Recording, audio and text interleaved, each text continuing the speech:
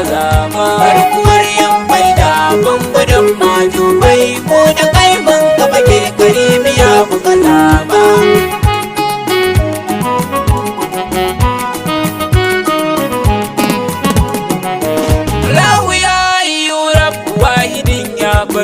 Ya wahaba ya kadirin a ya zaman a ya mimiti ka daban na yau yaban mai zudu ma dubun yan bai da uban aliya da madu.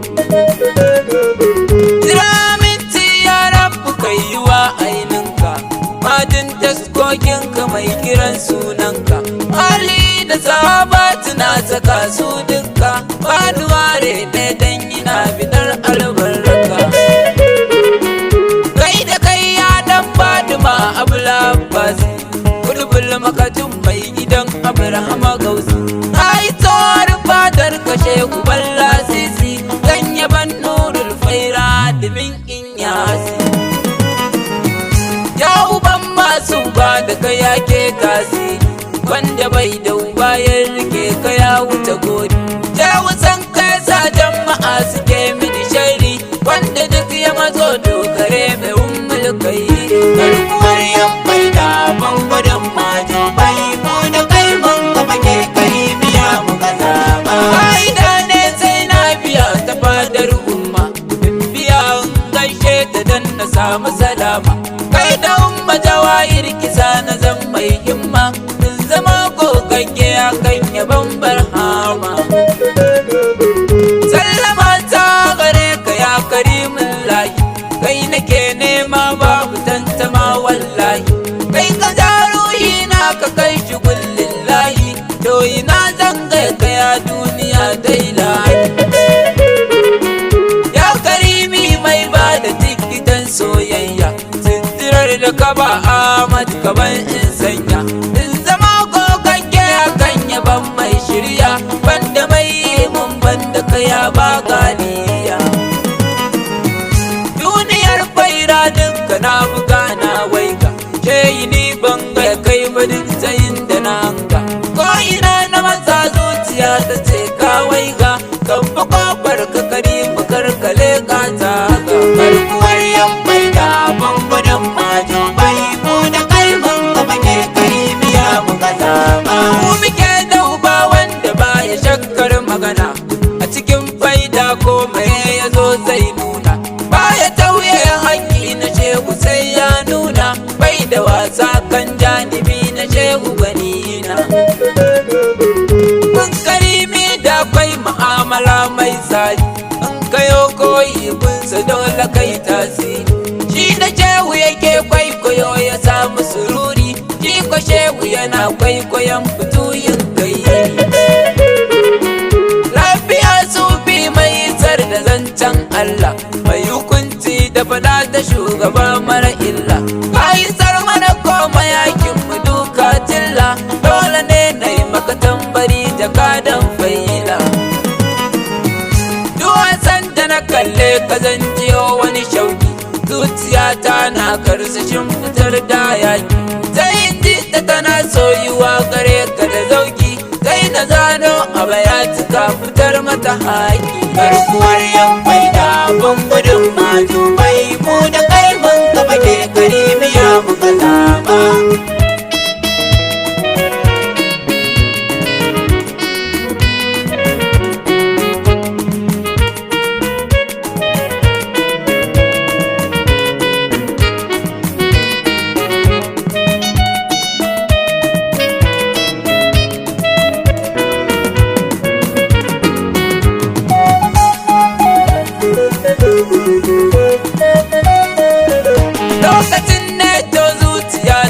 Sharafinta ta ji daɗi na ambato abin begenta, shi kwada ma harshe gare shi ya fi fahimta, yanzu ya motsa kan yaban karimi ya furta. Je yi wayya kake ne ina bidar sanka, zahirin ka nake sansani ya bar kuyanka. In na ce zan faɗi yanda zuciya ke jinka, to fa lallai ba ni ku sallama na yanka. Akwai bulala ni kwa ga tsoro a gare ni ban san kwalla.